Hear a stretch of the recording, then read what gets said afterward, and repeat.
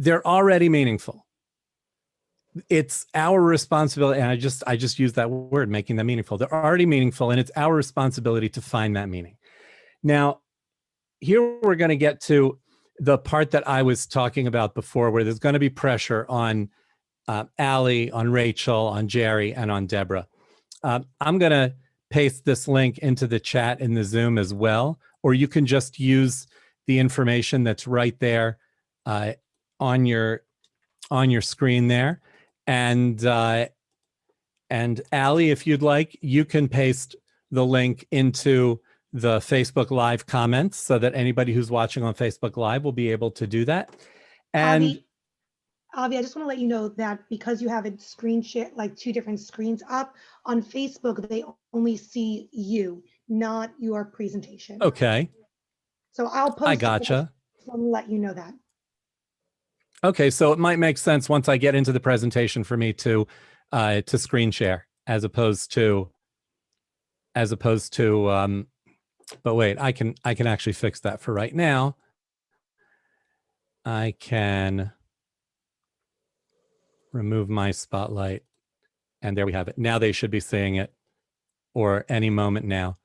They're going to go to menti.com, menti.com, and enter this code 5607386, and you're going to be asked to type some words. Type some words that describe Jewish rituals for you and for others you know. Simple words. Any feelings that you get from Jewish rituals, from practicing Judaism. Feelings that you get, emotions that you experience, places it takes you. Let's see those words. And I'll give you a moment to type those up. And as you do, we should start seeing them. Yes, we're starting to see them. So now I'm going to share my screen. And now, there we go. So I see some words coming in. I see light, spiritual, connection. I see family, love, togetherness. Now, more than one person typed togetherness, and that's why it's bigger than the others. More than one person typed connection. But let's be fair, and let's not paint such a rosy picture. And because I did say for you and others you know, let's hear some of the negative, some of the other thoughts that come to mind. And I'll do this too. I shall do this too. There it is. It's limiting, restricting. Okay, I don't need to do it. You guys are doing it. Old world, spiritual, it's kosher, it's warm. Family's big.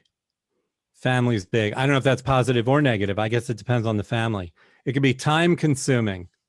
Yeah, there are all sorts of things that come to mind when we think of Jewish rituals. I'm going to wait a few more seconds. Lots of preparation. And we have love and togetherness. I'll be able to share this later. This is a word cloud. I'll be able to share it later. But first, I want to take us to the next one. Oh, there's more. There's more going. Fasting. Some people think of fasting when they think of Jewish rituals. I like it that family is huge. All right. Let's go to the next one. Now, share some things that you and your family and your friends are passionate about. Doesn't have to have anything to do with Judaism. Stuff you're passionate about. If it's running, if there's a cause, I shouldn't say running, I don't want to lead you. If it's an activity, if it's a cause that you're passionate about, if it's a hobby, if it's a TV show. Let's hear some things that you, your friends, and your family are passionate about. I'm going to type those in, and we'll see what that word cloud looks like. And then we're going to get right down to it. We're going to get into the meat and potatoes.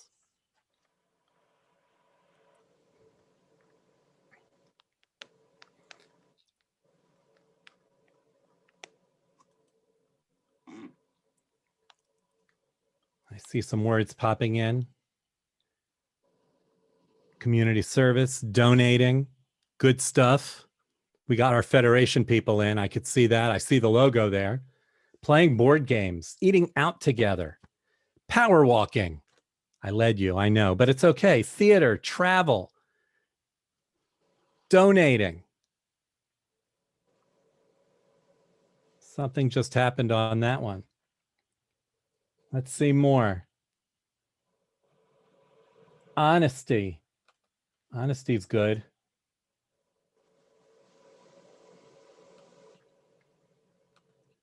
Okay. So we see some things. We see some things that people are into. I just want to get one other good look at it. Theater, community service, playing board games. I love it. Who, you don't have to say, but does anybody want to say who wrote Eating Out Together? Debbie. Debbie? Yep. All right. We're going to talk about that.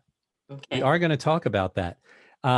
Playing board games happens to be, I was never passionate about playing board games until a few months ago when every Friday night after Shabbat dinner, it became our ritual in my house. Bananagrams, which I generally win, and Rummy Cube, which is more even across the board. So okay. Oh, somebody else just nature. Excellent. And hiking. Nature and hiking, they kind of go together. And let's just run back over and look at that other one. The feelings we get talking about Judaism. There was connection, there was community, there's family gathering, there's family in big letters, which means a lot of people typed it. And there are prayers, but then there's also some stress. It's too much. There's fasting. I love it that too much is right above fasting, because there's too much fasting. It's spiritual and it's light, and we're spending time together. But then it's also, I remember seeing restricting. Now I don't see where it is, but limiting. That was the word. It wasn't restricting. It was limiting. You get the idea. I get the idea. And now let's talk about this idea. So I had to make a quick change here. I'm gonna go back to how I was doing this before. I'll do this as a screen share so that the people will be able to see everything. All right. And now I should be able to share my screen one more time. And now let's get right into this. So I already changed the name, Finding Meaning in Jewish Rituals. We already played the game. And now I have a story for you. I don't know what it is about Jewish stories and public transportation, but this is one of those. The story I heard a very long time ago about a rabbi and a scientist that were sitting together up at the front of an airplane. I don't know if they were in first class. I don't know how a rabbi on his salary can afford first class, but they were sitting at the front of the airplane, and towards the back of the airplane were their sons. And throughout the flight, the rabbi's son comes forward multiple times. Can I get you anything? Is everything okay? Do you want a drink? Do you want me to take your coat back and put it? I have room in my overhead compartment. All sorts of things that the rabbi's son is constantly coming up and taking care of his father's needs. And meanwhile, the scientist doesn't hear from his son the entire time. And towards the end of the flight, finally, the scientist's son makes his way to the front as they're getting off the plane. He goes, "Oh, hey, Dad, how was your flight?" And the scientist says to the rabbi as they're getting off the plane, "I don't understand this. We both are educated people and we've raised educated children. I feel like I've taught my kid the right way to behave. What was it about your son that he spent so much time coming to help you out and my son ignored me the whole time?" And the rabbi's response, again, in these stories, rabbis always have the wittiest, most poignant responses. But so could it be true? Maybe not. But his response was, well, the difference is that you're a scientist and I'm a rabbi. Your son views you as being one generation closer to apes. And my son views me as being one generation closer to Mount Sinai. Your son sees himself as being more advanced, more modern, more together, And my son is looking back and saying and seeing what I have to offer from tradition going down. Um, and it's really it's a question of attitude. There's another public transportation story that's along the same lines, but a completely different story. I've heard it attributed to different rabbis. Another one that I don't know if it's true, where a rabbi is sitting on a bus because there has to be public transportation. A rabbi is sitting on a bus. A man gets on the bus and starts reaming the rabbi out in Yiddish. And what he's saying to him in Yiddish is, this is why we have so many problems. This is why people hate us. You're stuck in the dark ages. You don't change with the times. And the rabbi gives him a blank stare, looking at him like he doesn't understand what he's saying. And he says, finally, excuse me, sir, I'm not sure what language that is that you're speaking, but I don't understand it. And the man says, what? You don't understand Yiddish? You're not Jewish? You're not a rabbi? And he says, no, sir, I'm Amish. I can understand why you made the mistake, but with the beard and the hat and the long black coat, I'm Amish. And the guy says, wow, you know, I've always been impressed with you guys, the way you hold on to your traditions, even in a world that's changing. So at the risk of sounding like a one of these motivational posters, it really comes down to our attitude. Our attitude changes the way we look at things. And a perfect example comes from a book that I read a long time ago. And I'm going to share it with you. We're going to look at keeping kosher.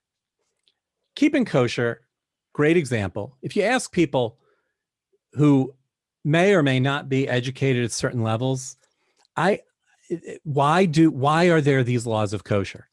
And I remember growing up and hearing all the time, one of the reasons we keep kosher is for health reasons. Keep kosher because of health, because the kosher foods are healthier than non-kosher foods. I never quite understood that because, I've had cholent. So, but okay, health reasons. And then the other one, another key one is the ethical treatment of animals. The way the ritual slaughter is done, we believe is the most ethical possible way. The animal doesn't feel the knife. The animal doesn't know that it's been slaughtered until it's already dead. It doesn't feel a thing. And over the years, I've heard many people say, this is irrelevant.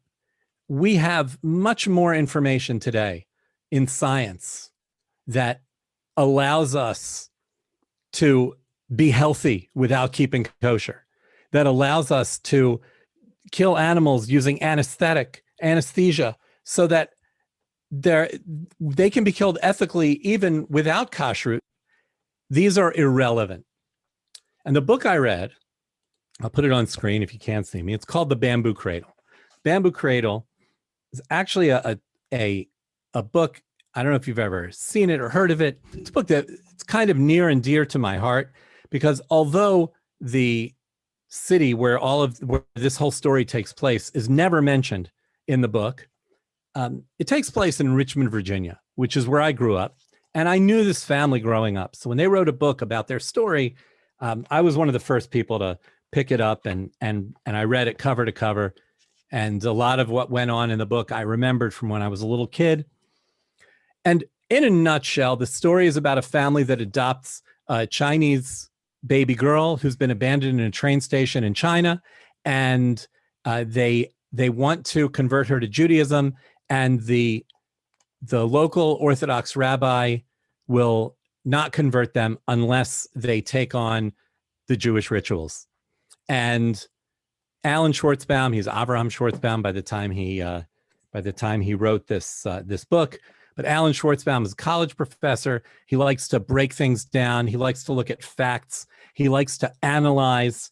And when he learned about the laws of kashrut, his view was that kashrut promotes Jewish unity. That when people socialize, that food is an automatic social lubricant. Let's get together for lunch. Let's do lunch. Let's have coffee. Let's have drinks. Let's have dinner. come over for dessert. Food is, our social activities are built around food. And if I'm going to invite somebody to my home, chances are I'm going to invite somebody who will at some point be able to reciprocate and invite me back.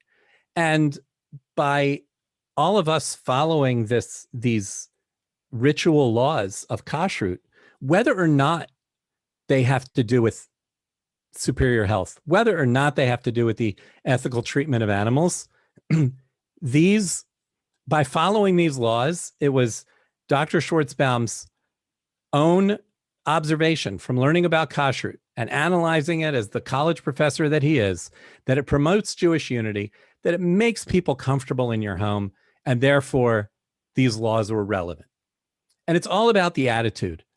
Yes, it's very easy to say they're not relevant anymore because we have much more ethical ways of killing these animals. They're not relevant anymore because we have much more healthy ways of eating. But it all comes back to the attitude. Do you want them to be relevant or do you want them to be irrelevant? Because I can find you plenty of reasons why something could be irrelevant or relevant, depending on if I'm interested in it or not. I think we know that. And I mentioned that I wasn't going to get political, and I won't get political. But when you read people's posts on social media about whatever their political beliefs happen to be, and they're talking to their echo chambers, the main people that they're friends with, that they're talking to, are the people who agree with them. And they get this great dialogue going that is totally absent of anybody from the other side, and anybody from the other side gets shushed or yelled at, or whatever the social media equivalent of yelling is. And people are focused on what they want and what they're interested in and what they like and what they don't like, and will always be able to determine that something's irrelevant or wrong just because it's something that they're not interested in. But the truth is, we live in a secular world, we practice Jewish rituals, and these things go together. We have environmentalism. Are Jews environmentalists? Well, we're about to celebrate the holiday of Tu B'Shvat. Tu B'Shvat is a holiday that was environmental before environmentalism was cool. And I know that, they say about Mother's Day, it's a day that was invented by Hallmark, and that it should be Mother's Day every day of the year, and it should be Father's Day every day of the year, because the Torah says, Kaved et avicha v'et imecha, honor your father and your mother, and so every day should be Mother's Day. Well, and somebody who's an environmentalist might say, you know what, Judaism's not good enough because every day should be Tu B'Shvat. And I'd like to share with you a little something I heard from a rabbi in Miami Beach some years ago, Rabbi Schiffman. He's not even in Miami Beach anymore. He's in California. It was about when we eat fruit.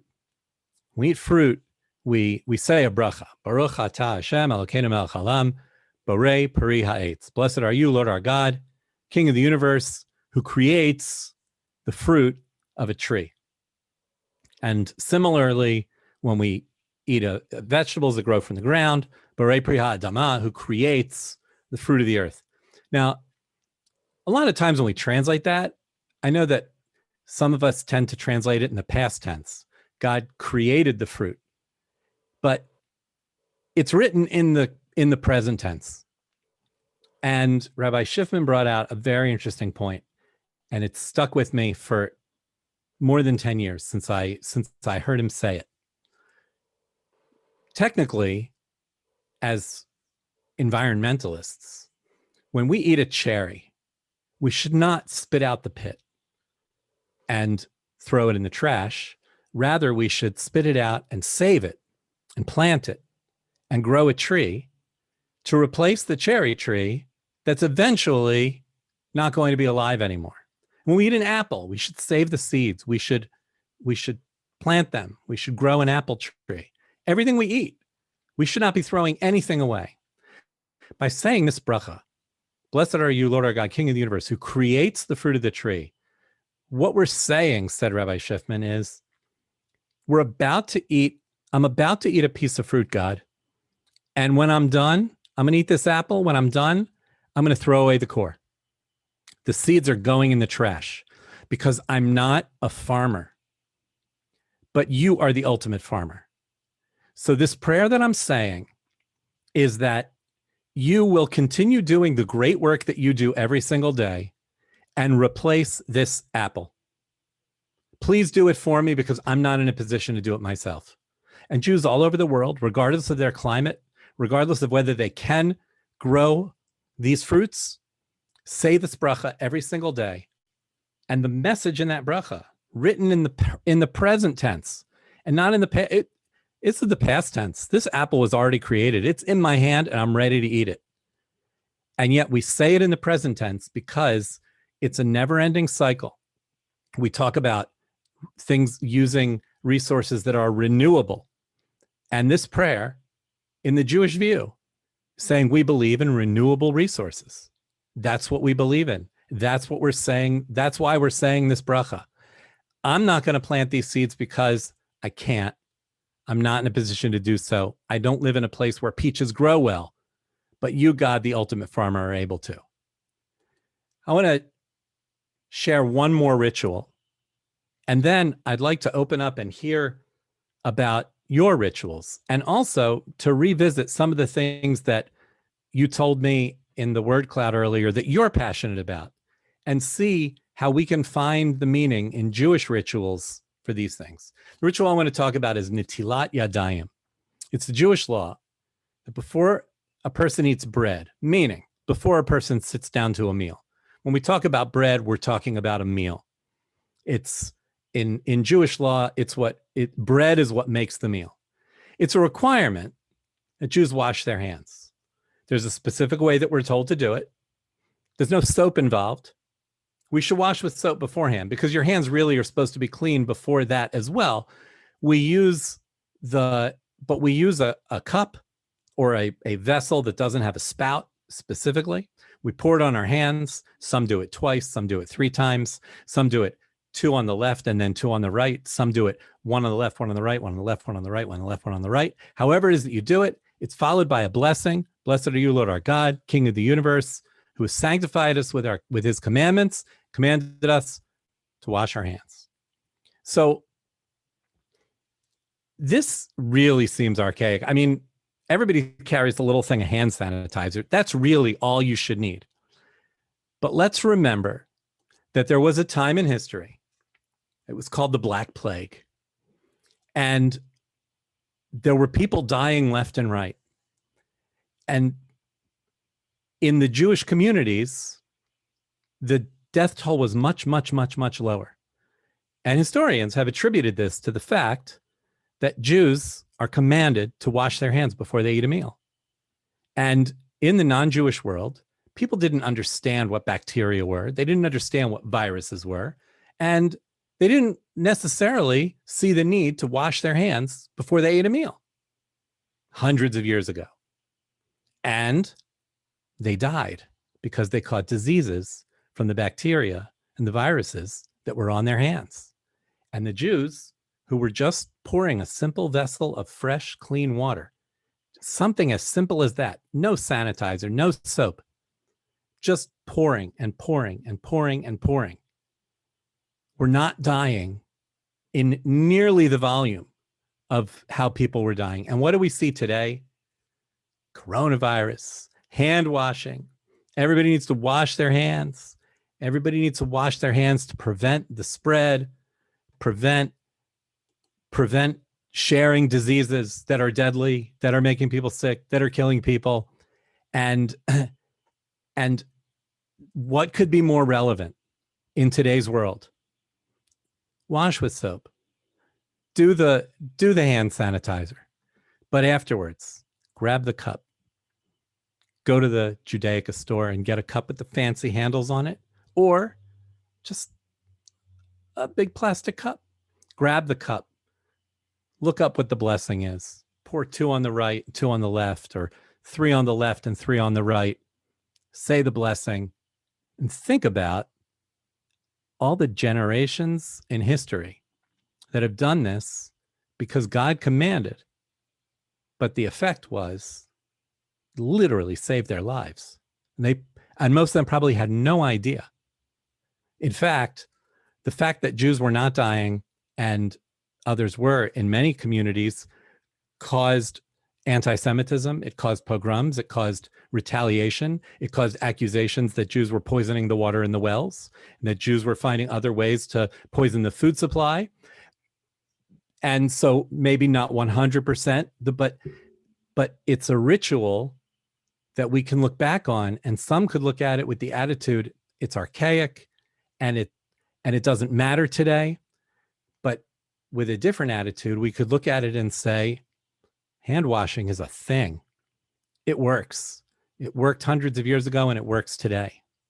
So I want to take another look now at that word cloud, of what people are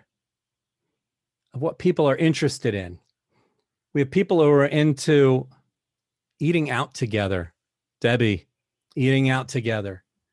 And we just saw from Dr. Avraham Schwartzbaum his view on eating out together. If you're building your social circle around people with similar values, there's a ritual that everyone who's at the table can do together. It's togetherness. It's exactly one of the positives that we saw on the first word cloud.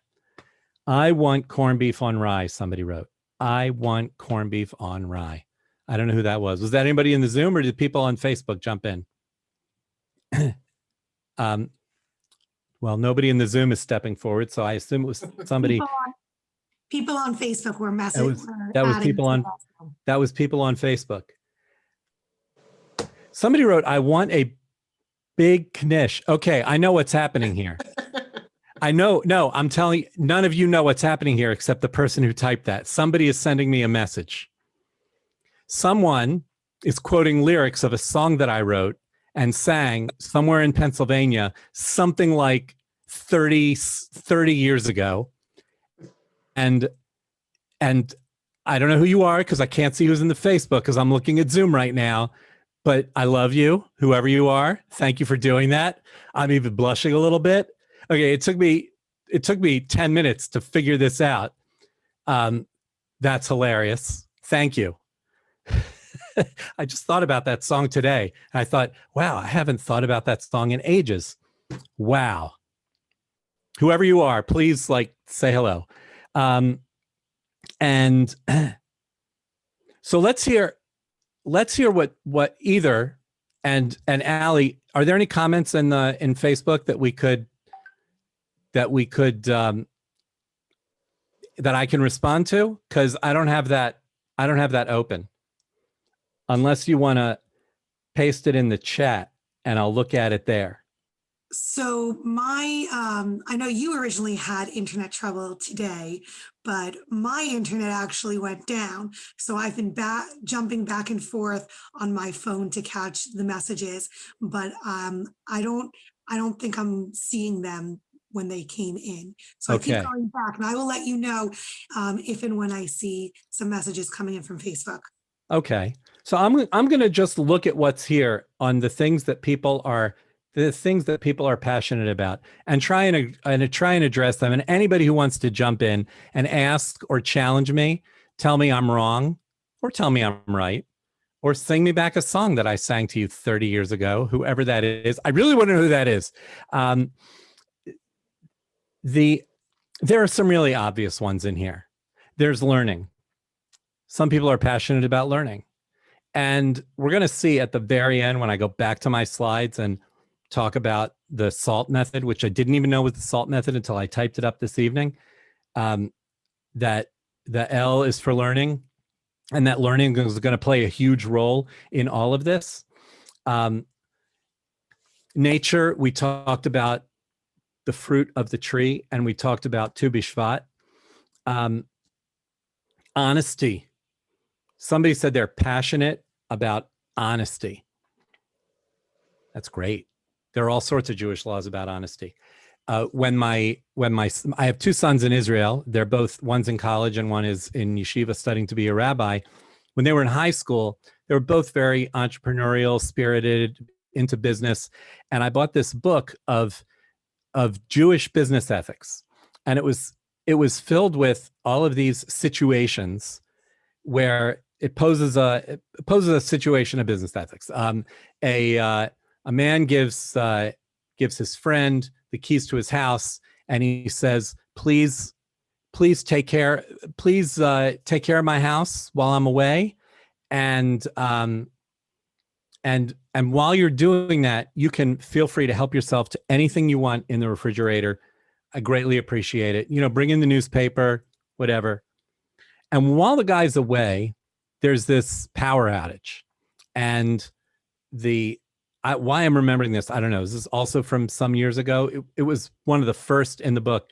While the guy is away, there's this power outage, and all the food in his freezer spoils. So his friend, saddled with the responsibility of taking care of his house, went into the house, took all of the food out of the freezer that had spoiled, put it in a garbage bag, tied it up, took it out for the garbage men to collect. And the following week, his friend came home. Thanks so much for taking care of my place. Walks in, opens up the freezer, and it's empty, except for a couple loaves of bread or something. He says, whoa, whoa, whoa, whoa, whoa. Where's all the food that was in the freezer?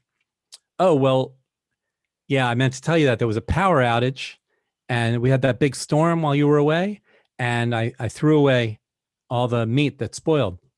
Guy says, but I had cash hidden in one of those packages of meat. He says, oh, you didn't tell me that. I didn't think it was a need to tell you. I had $500 cash in there. I stashed it in there because I was afraid of burglars. So the question was, is the person who threw away the meat responsible to reimburse the $500? And the answer, I'm not telling, because what we did was I went around to my kids all around the table, and we each gave our own view. And then we looked up in the book what the answer was, and it provided all the Torah sources. So somebody mentioned that they're passionate about honesty. Well, according to the Torah, honesty is the best policy, way before the English language even existed to come up with such a witty sentence like that.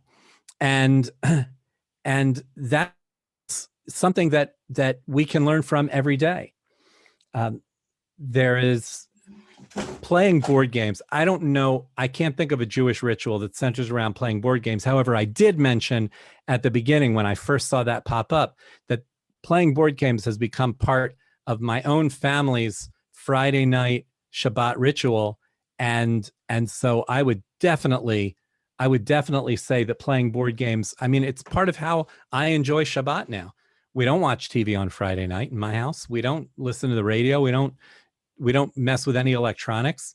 And these days, we can't really go visit friends much either, except for the rare occasion where we can sit outside. And I'm not showing off that I live in Hollywood, Florida, where it's 70 degrees right now, and we can sit outside, and it's beautiful. I don't want to show off to you like that. I don't want to make anybody jealous. There's really nothing to be jealous about. It does get cold here. People think it doesn't get cold here. It does get cold here. In fact, last week we had to turn on the heat in the pool, and so I can't hear you laughing, but I see you laughing. So thank you.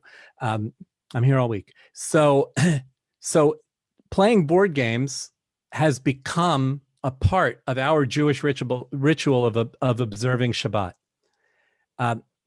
Power walking. You know that it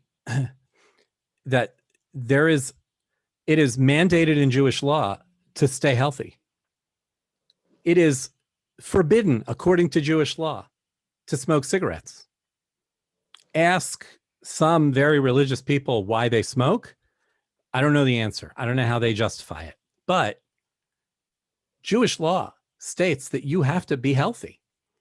We are practically everything that people are passionate about on here. I want corned beef on rye. I want a big knish. That's hilarious. Anyway, the things that people are passionate about, we can apply a Jewish ritual to practically everything. Ali, is there anything in the in the chat or any questions from the 5 people that I'm looking at right now before I get to the big finish? Yes, actually, I do know who submitted those comments for you. I must know. Rabbi Jonathan Powers. Rabbi Jonathan Powers. Yes. I know the Powers family going way, way back. They're from Harrisburg, not far away from Allentown. Good people. So Hey, John. they live here now in Allentown. Nice. Actually, my neighbors. And he also asked me to ask you about his seat strings and installing a wall safe. He said that you would know about that story. Oh, he's just basically he's blackmailing me right now. That's what's happening. He's blackmailing me right now. I'm not going to tell the story of the wall safe. This goes back to Jonathan's older brother David and I were roommates in Yeshiva High School. I mentioned that I lived in Richmond, Virginia as a kid, and after 8th grade there was no Jewish school. There is now, but there was no Jewish school in Richmond beyond 8th grade. And I went away to Talmudical Academy in Baltimore. I lived in the dormitory. David Powers was my roommate. There was an incident with the wall safe. I will not confirm or deny any fault of my own or Mr. Powers. And that's all I have to say about that. But tzitzit are a great example. I want to, the tzitzit, and I'll tell you why they're a great example. My rabbi, where I live now, here in Hollywood, he is the rabbi emeritus. He's retired, Rabbi Edward Davis. He was my rabbi growing up in Richmond, and then he moved to Hollywood, and then I followed him, and I've been here ever since. I wasn't following him technically. I came here for a job, but still I was very happy to follow him. And one of his favorite things to do in the old days when he would get summers off and got to drive up the coast was to go to minor league baseball games in small towns. And many of these small towns were in the heart of the Bible Belt. And he would meet people who knew the Bible backwards and forwards way better than most Jews know it. And he was once sitting next to a woman at a game who saw these strings hanging out of his jacket, like below his jacket. And she said, excuse me, what are those? And he said, well, that's Numbers 15. And she said, really? Numbers 15, you still do that? He said, yes. And she said, well, do you also, and she started hitting him with chapter and verse of other rituals. Some of that, we don't necessarily understand why we have these rituals. Tu B'Shvat was easy. Saying brachot was easy. Business ethics is easy. There are plenty of rituals that we have that we'll never be able to figure out. We'll never be able to understand fully what the reason is, what the benefit is, why it's relevant in today's secular world, except that they are a tie, literally, because they're strings. I just didn't even intend to do that. They are a tie to Mount Sinai. They're a tie to our previous generations, like that rabbi on the plane whose son showed such great respect for him because he saw him as a tie to Mount Sinai. I don't know if that's what Rabbi Powers had in mind when he mentioned the tzitzit strings, but I'm glad he did. Is there anybody else I can talk back to? He also followed up with Torah Chutes and Ladders, and he asked about playing poker with tzitzit strings. Okay, I still don't know which story he's trying to blackmail me with right now. I'm not 100% sure on that. I can tell you that Torah Chutes and Ladders, I think what he's responding to what I said about not being able what I said about not being able to tie board games in necessarily into Jewish rituals. And so he threw out Torah Shoots and Ladders as an example of a board game that has been Jewishized and rituals tied into it. So that's possible. I'm not sure what the poker and tzitzit strings thing is about. I'm a bit of a poker enthusiast, and it might have to do with an article I wrote years ago about poker and tzitzit string. It's possible. I don't know that he would have necessarily seen it, but either way, I'm really glad that Rabbi Powers is listening and that he regaled me with my old lyrics. And I'd like to share my screen one more time, because this is where I did say I had a big finish coming up. Let's just do that real quick. So the fact is that we can all find meaning in Jewish rituals. And I promise I wasn't trying to come up with a cool acronym to help you remember. It just it fell into place like this. The first thing is that we need to be searching for the meaning. It's not a matter of changing the rituals to give them meaning. We just need to be searching, and we need to approach with a positive attitude. Now you see where this is going. We need to learn everything there is to know about the ritual. Without learning everything there is to know about the ritual, it's impossible to find meaning. In fact, it can be dangerous. We can find the wrong meaning, because the people who believe that kashrut is for health reasons, well, they're wrong. It's not for health reasons. The reason for kashrut is that God commanded us that these are the animals we're allowed to eat, and these are the animals we're not allowed to eat. And this is the way we have to kill the animals we're allowed to eat. And then once we kill them, we can't mix them with milk. That's why. That's the reason. So we can't say it's not relevant anymore because of a reason that's wrong.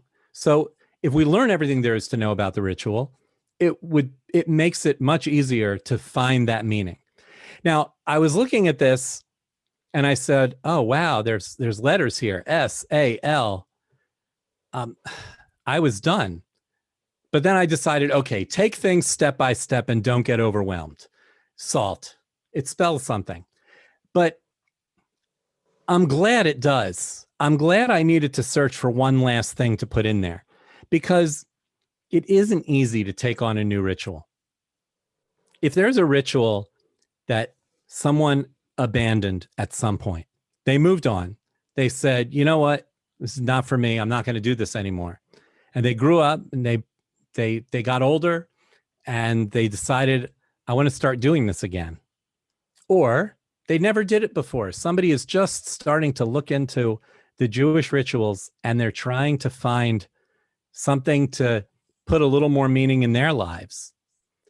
It never makes sense to jump in with both feet and take on a bunch of restrictions or a very complex ritual without just dipping a toe in the water, taking things step by step and not overwhelming yourself. Because if you're overwhelmed, you can't see the meaning.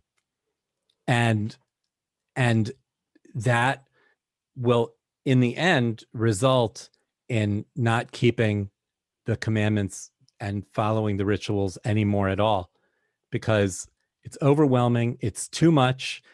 Those were some of the words that people put on the screen.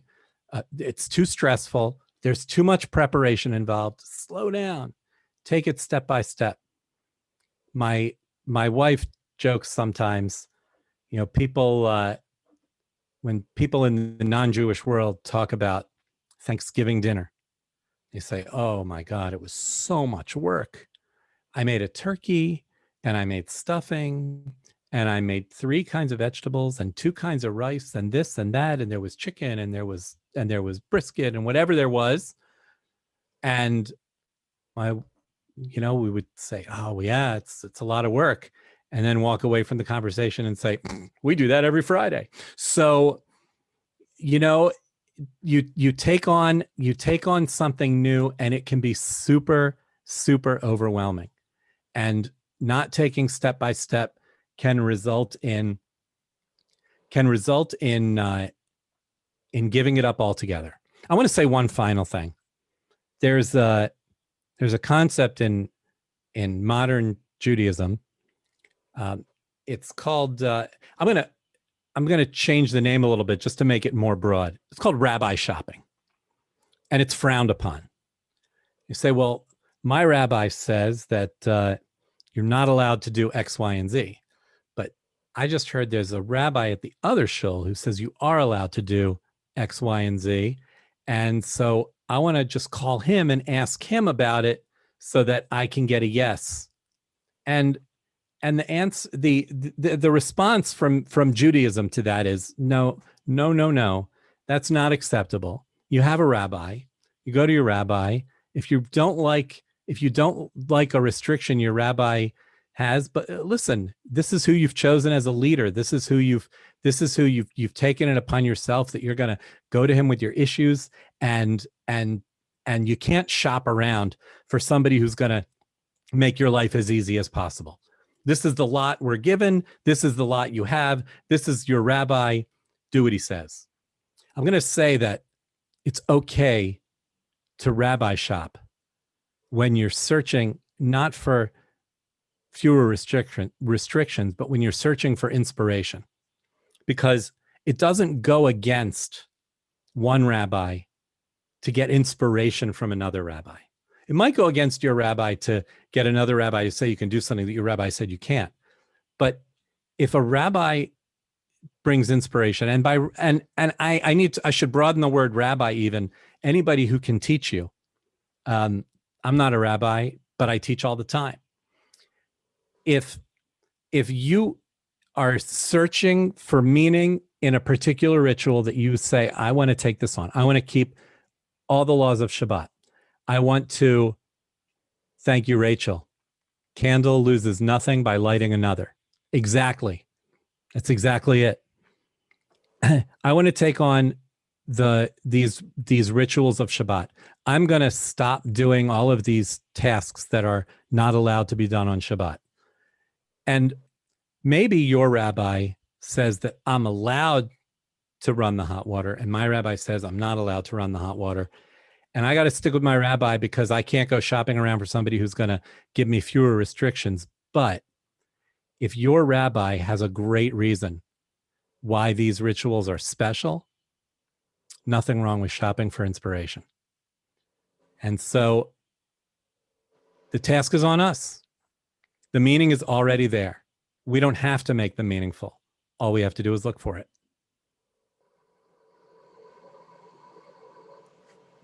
That was beautiful. Wow. Thank you. I feel inspired right now. Thank you, Avi. First of all, I really appreciate you coming out tonight or staying home tonight and speaking to everyone with such a meaningful topic. I know that I'm going away with some more meaning and some more connections. And it was also really nice to see what other people feel are important in rituals, in Jewish rituals, and what are what the downside to some of the Jewish rituals are for some people. Because for one, what might be a downside can be an upside, and vice versa. I love spending time with my family, but at the same time, I'm home with my family all Shabbat. Especially in our day and age now, we're just home all Shabbat. So it's nice to see what people connect to and what people are struggling with, and all around how we can take everyday things and make it meaningful. I just wanted to make one other extra connection that I had. When you're talking about hand washing, I started the last couple of months, I started adding it into our classroom circle time when I go into our JCC classrooms and do our, it's different prayers and holiday songs. But I felt like now was such a perfect time with COVID to add doing the blessing for washing your hands, because we don't just do it before eating. We also are supposed to do it first thing in the morning. And I I get kids asking me all the time, well, why do we need to do it? Why are we saying a blessing? And what you said was spot on. And that was a thought process in my mind. Obviously, I didn't go to that extent with the kids, but washing our hands is so important with germs and all that. To teach that to children now is like one of the best rituals we could hold on to. So I just wanted to thank you for bringing that specific ritual up because it has so much more meaning now. And I can't wait to see all of my friends, all of you guys again for our next parent panel. If anybody has any more questions, please feel free to unmute, to chat. But before we go and before I sign us off live, I just wanted to let everybody know that our next parent panel will be in 2 weeks. And the topic will be sensory processing. What is that? It'll be on Wednesday, January 27th at 8 p.m. And again, the topic is sensory processing. What is that? Thank you again, everybody. And Avi, I think you might have to end my live. I don't know how to from my phone. Let's see if I can do that. Thank you. All right. Good night, everyone. Night. Allie, I don't even see that on here. It's all good. I'll end it. Make me host again and we'll see if I can end it. Because I stopped being host. I'm only co-host. There we go. And now I am saying goodbye to the live stream. Bye, everybody. Thank you. It's gone. Thank All right. you. Thank you. That was fun. Yes. Oh, internet technology. Crazy. All righty. Thank you. Okay, sorry. I was just making sure that for some reason Facebook was working, but I couldn't get Zoom to work on the computer. But yeah, Rabbi Powers had some more comments here at the end about. Yeah, I saw. I finally pulled it up while you were speaking just now. Okay. I got in there. I really appreciate everything. And that was so meaningful and so amazing. Thank you. Thank you very much. Have a good night. I'll see you in the group. Yes. Have a good night. Bye.